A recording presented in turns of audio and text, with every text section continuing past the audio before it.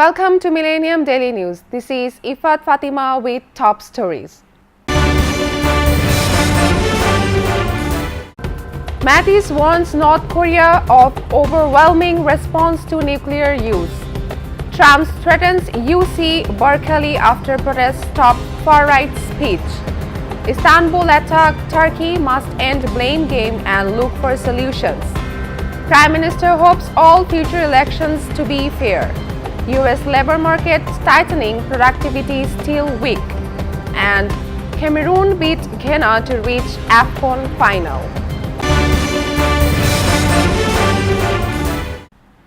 Those were the headlines, now the detail. The US Defense Secretary James Mattis has said any use of nuclear weapons by North Korea would be met with an effective and overwhelming response. Mr. Mattis is in South Korea, where he has been assuring Seoul it has America's continuing support. North Korea's repeated missile and nuclear tests and aggressive statements continue to alarm and anger the region. The US has a considerable military presence in South Korea and Japan as part of a post-war defense deal. President Donald Trump has previously said he wants both countries to pay more towards maintaining that presence.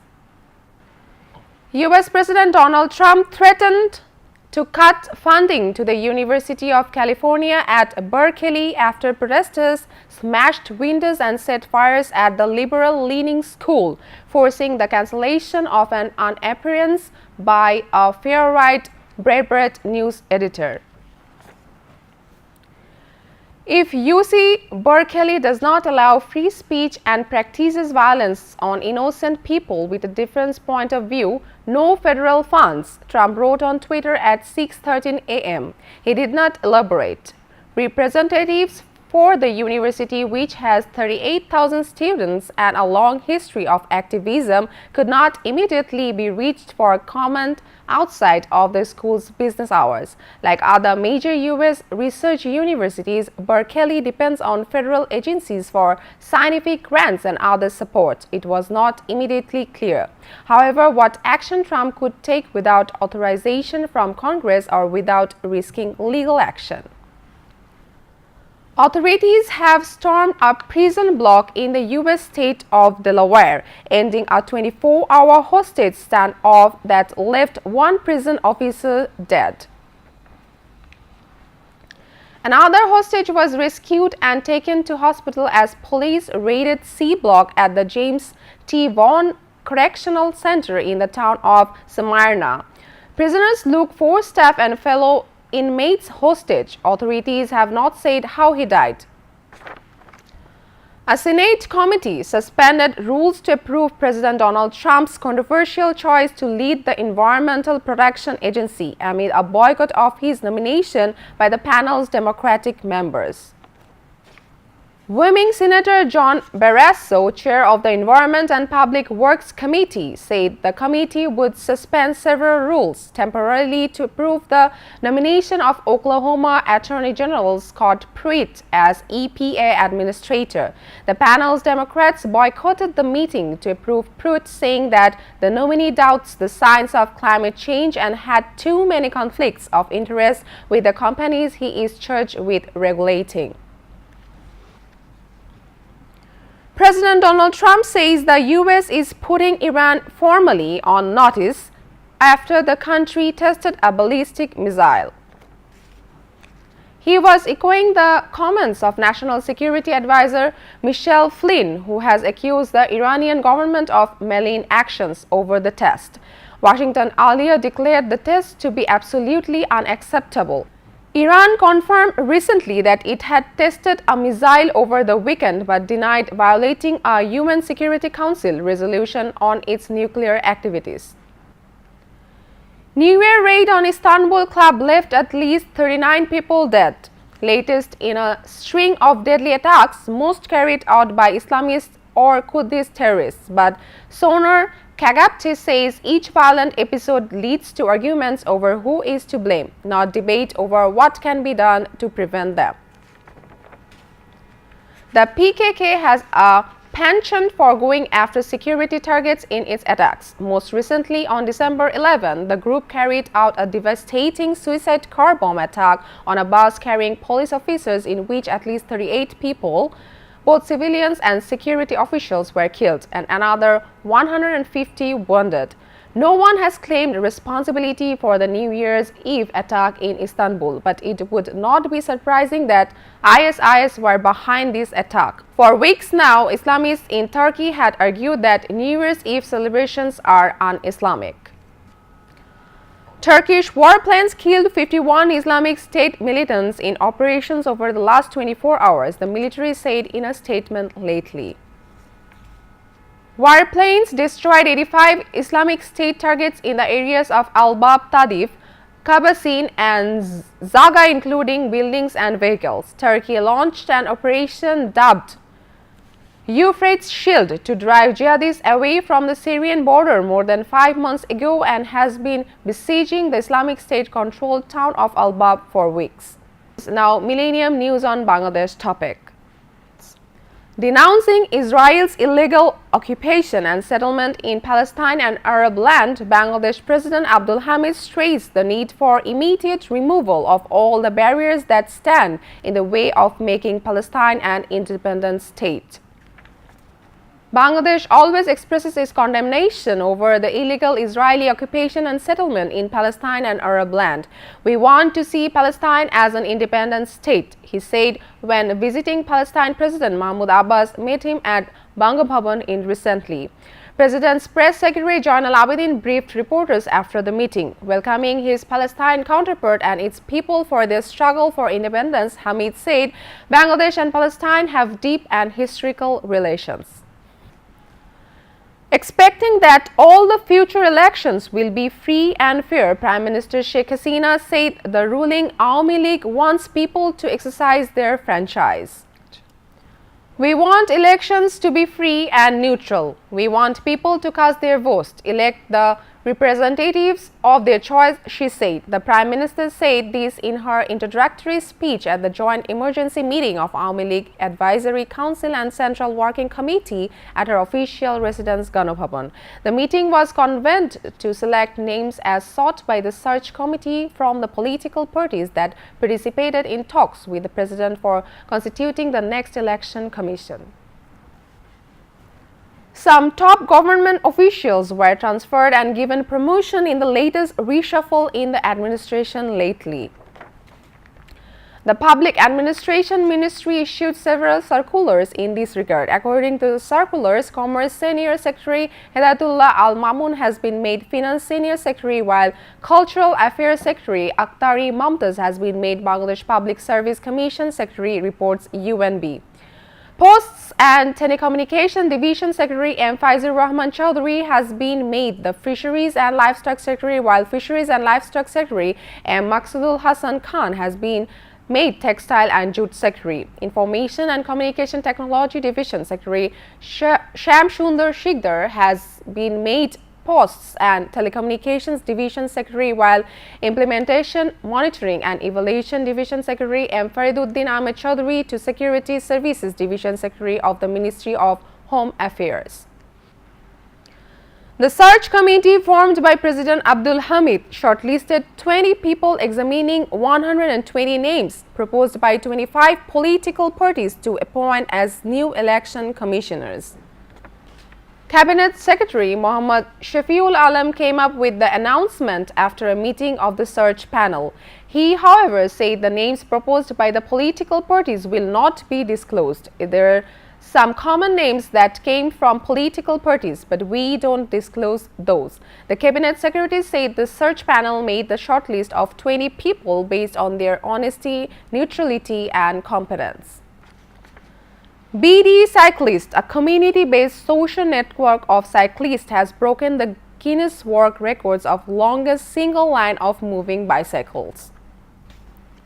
The announcement was made by the Guinness World Records authorities on 17 January. According to a statement released on its official website, the longest single line of moving bicycles consists of 1,186 cyclists achieved during an event organized by BD Cyclists in Dhaka.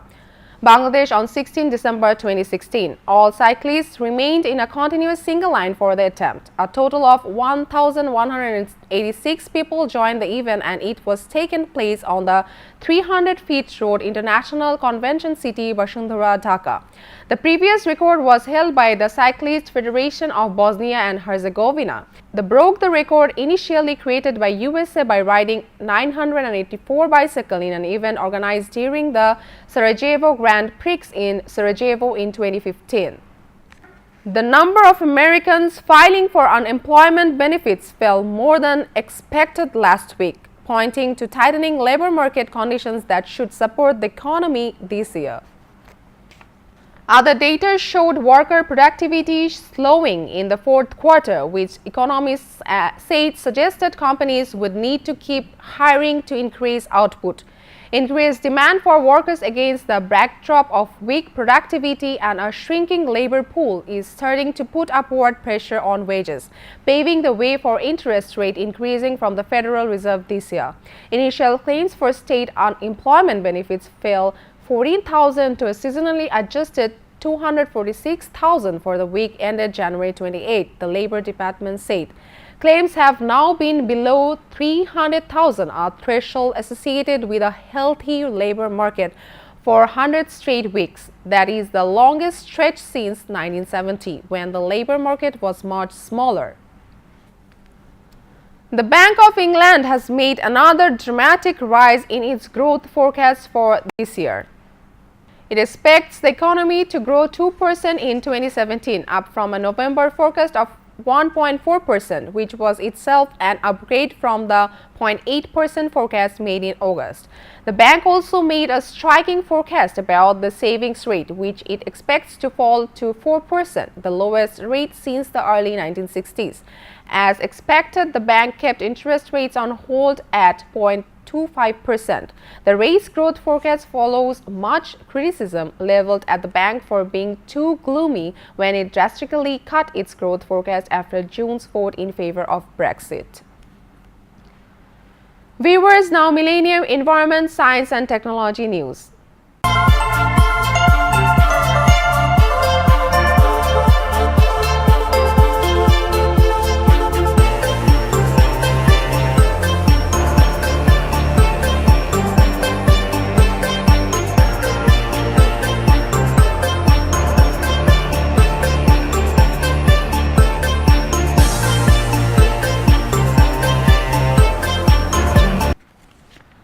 NASA scientists in an unprecedented study have found that space travel may alter gene expression. The study involved astronaut Scott Kelly, who spent a year in space, and his identical twin Mark, who stayed on Earth. From the length of the twins' chromosomes to the microbiomes in their guts, almost everyone is reporting that we see differences. Christopher Mason, a geneticist at Weill Cornell Medical College in New York City, was quoted as saying to scientificamerition.com, "The changes that are likely attributed to Scott's time in orbit include alteration to gene expression, DNA methylation, the reversible addition of a chemical marker that can affect gene expression, and other biological markers. DNA methylation decreased in Scott during flight and increased in Mark over the same period. Levels for both men returned close to pre-flight levels after Scott came back to Earth, according to the preliminary results published in the journal Nature."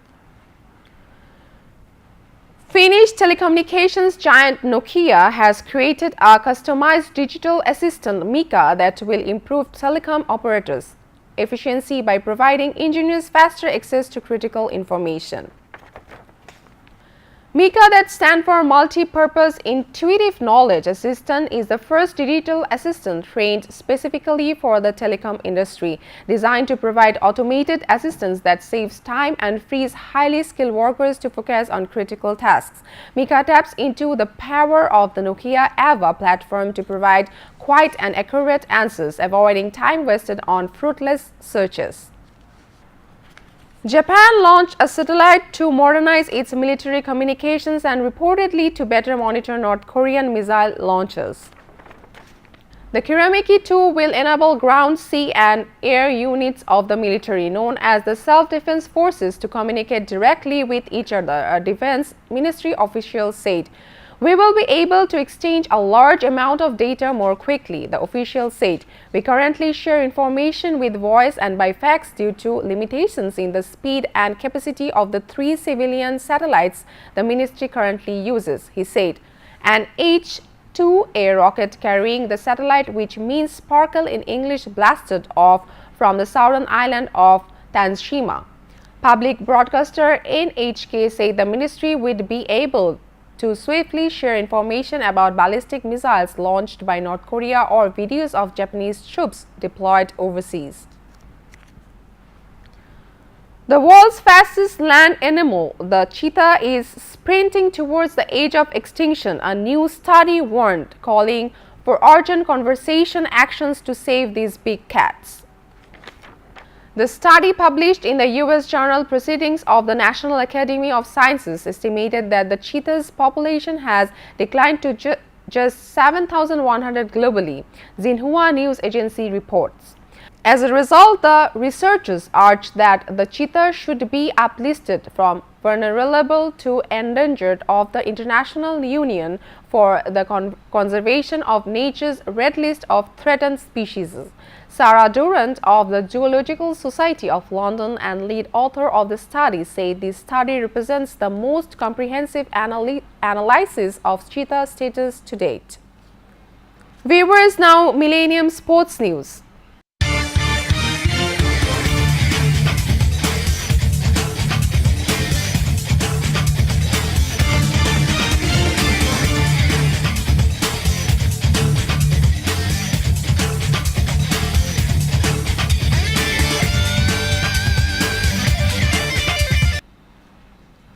Cameroon will face Egypt in the 2017 Africa Cup of Nations final after second-half strikes saw off Ghana. Both sides had gone close to breaking the deadlock before Michel Djadju took advantage of atrocious defending from a free kick to lash in the opener in the 72nd minute. With seconds remaining, Christian Bassogog sealed victory when he applied a deft finish to a counter-attack. Panathinaikos midfielder Wakaso tested keeper Fabrice Ondo with a brilliant bending free kick, and Newcastle's flying winger Astu saw his angled strike drift past Cameroon's upright by inches.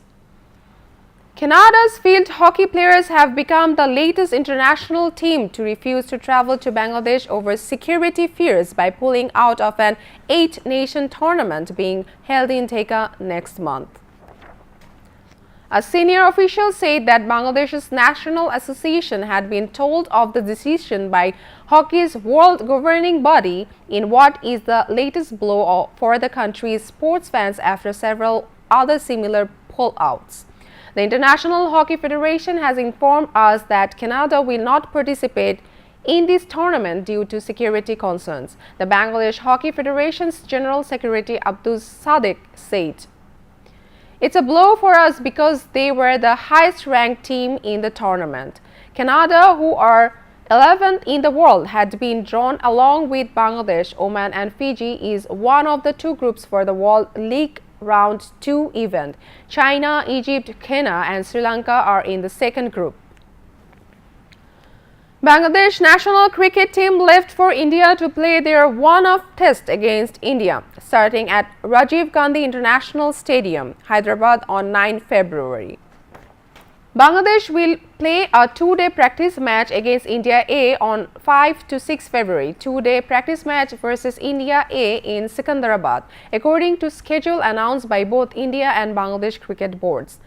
Tigers are expected to return home on 14 February. Although India were Bangladesh opponent in their inaugural test in 2000, they are the last of the ICC full member nation to host Bangladesh for a test for the first time. After getting test status, Bangladesh featured in 2 limited offer tournaments in India to play ICC Champions Trophy qualifiers in 2006 and in the ICC World T20 in 2016. Before ending, the headlines are once again. Mattis warns North Korea of overwhelming response to nuclear use. Trump threatens UC Berkeley after protests stop far-right speech. Istanbul attack, Turkey must end blame game and look for solutions. Prime Minister hopes all future elections to be fair. US labor market tightening, productivity still weak. And Cameroon beat Ghana to reach AFCON final. This is all for now from Millennium Daily Newsroom. To get any kind of news, please visit to our social website facebook.com/MillenniumTVUSA and youtube.com/MillenniumTVUSA. Besides, to get the most updated news, please log into our social website www.millenniumtv.org and www.millenniumtvusa.com. Stay with Millennium. Allah Hafiz.